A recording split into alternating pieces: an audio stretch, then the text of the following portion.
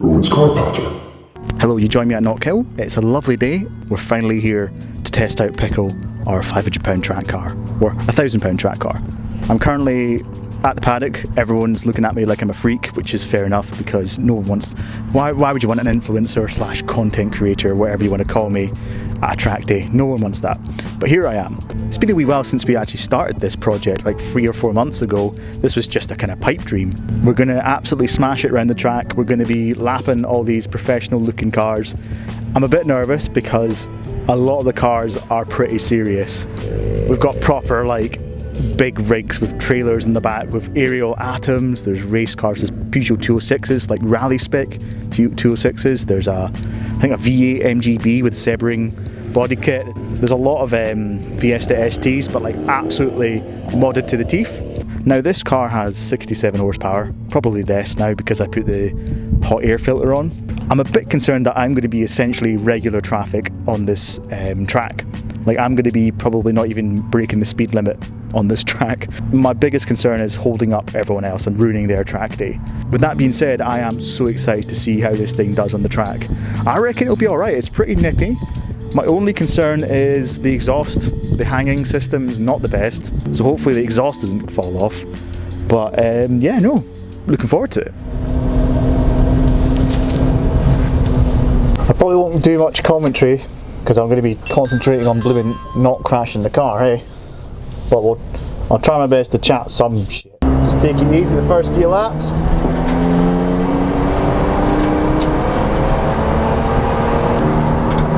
Car feels pretty stable so far. Foot down.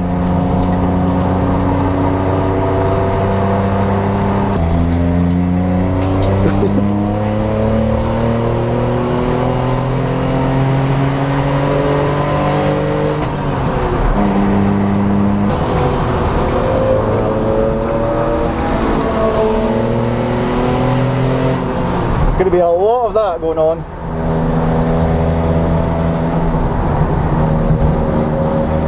Tyres feel good, the suspension feels good, feels very planted actually. Let's get a nice rev map. There we go. I'm just getting used to the tyres and the grip here. I can smell clutch already.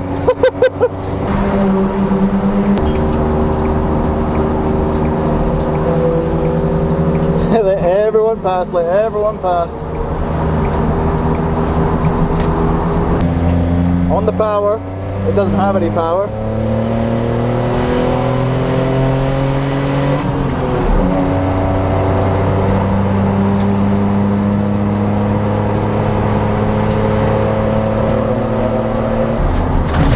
I can really turn it in. I've got a bit more confidence in it. That's for sure. And it's not scary. It's not a scary drive. Let him past. Oh, it sounds unbelievable. Keeping up the Golf R. Let's go.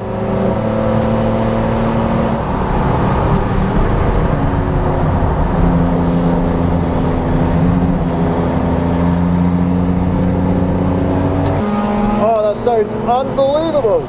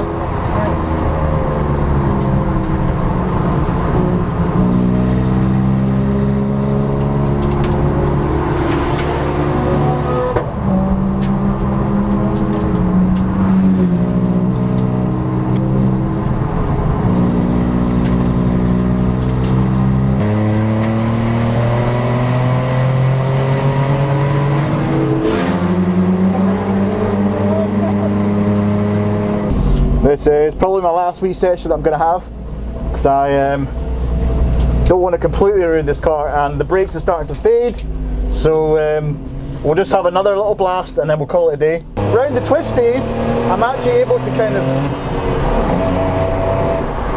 keep up with some of the pack. Just round this small section here where power doesn't count for anything, I'm able to actually handle myself, well, you know, as much as I can in a 1 litre Alto.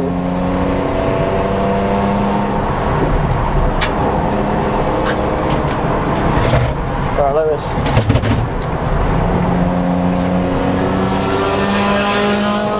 You see, how we're meant to compete with cars like that, man. Literally mini race cars. And then we've got this absolute beast of a Seat. Just on the streets, I'm getting pummeled. Absolutely pummeled. To be fair, I don't think I've ever topped the national speed limit in this car on this track. I'm not even hitting 70 yet. And that's one of the big straights. So, you know, it was never a fast car. I'm not even breaking the speed limit on a racetrack. Oh yes, that's a terrifying turn. Right, keep to the left here, then brake on the straight, and then just trail brake it in. Keep it smooth, use the whole track, then cut in for the chicane. I'm talking like I know what I'm doing. I have no idea what I'm doing. But that bit feels great in this car. I'm actually surprised.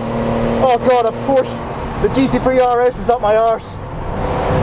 Let's let that pass. God, that thing is quick. Go on, get past, get past. Oh my god, we're almost at 70. Oh god, there's also a McLaren behind me.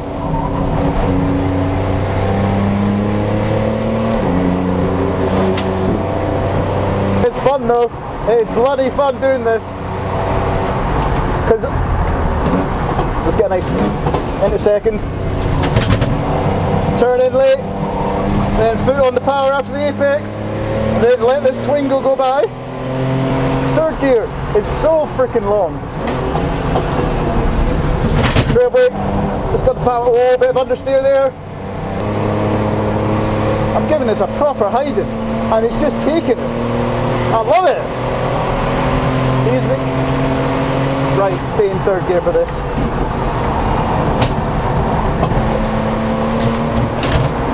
Then in, keep to the left. Then turn in. Use the track. That's so much fun, man. Use the chicane. Just a little off the throttle up the top so I don't hit the curb. Then we're up. There we go. I might be able to get a lap in without having to slow down. Oh, that was a bit, I was late on the braking there. And the turn in.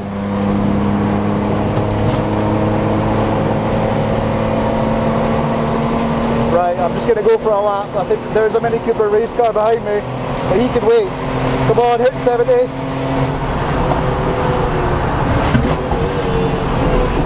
Oh, the brakes are going. I'm going to have to do one more lap and then we're going to have to call it.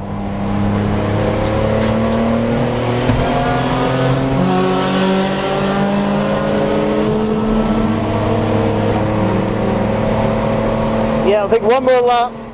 Oh man, that was so much fun. Alright, I managed to make it home in one piece, and so did the car, which is always a good thing. Now it's time for a bit of reflection, I think. Now when I first bought that Suzuki, it was just the cheapest car I could find. I didn't do any research on it, and when I did buy it and kind of looked into it, there was no mods or anything really, and there wasn't much of a racing scene about it. It was all kind of focused on the Swifts, of course. I was a bit nervous. However, driving it around the track really changed my perspective. You know, we just did some simple mods and it became a great little driver. I'm not going to pretend it's, you know, like a Fiesta ST or something along those lines. It's completely different. It's 1 litre, 3-cylinder, completely underpowered and no support for mods. However, for what it was, which is your nan's car, it was bloody fantastic. For me, it was just such a fun car to drive because there was no stress involved with it. At no point of that circuit driving did I feel like I was ever out of control with that car. It was very stable. It was very well handling, and it was so slow that you would never actually lose control of it, which I think is a bonus, especially for me, who's a complete novice driver. You know, I'm not a track day buff or anything like that. That's my second track day I've ever done. And although I always have like racing gear on, I like to pretend I'm a racing driver. I'm actually quite new to, you know, driving cars fast. But that is a great car to learn on and learn how to handle cars, shifting weights, getting cars settled for corners, and just finding the limits of things. That is a great car to do it because there's no risk involved with it. Comparing Pickles to the car that I had on the first ever track day I did, which was in a Mark II MX-5, it was the VVT model with the higher horsepower. It had bald tyres on all four corners, no brakes. It was rubbish in the sense that the maintenance hadn't been done. I bought it for like £300.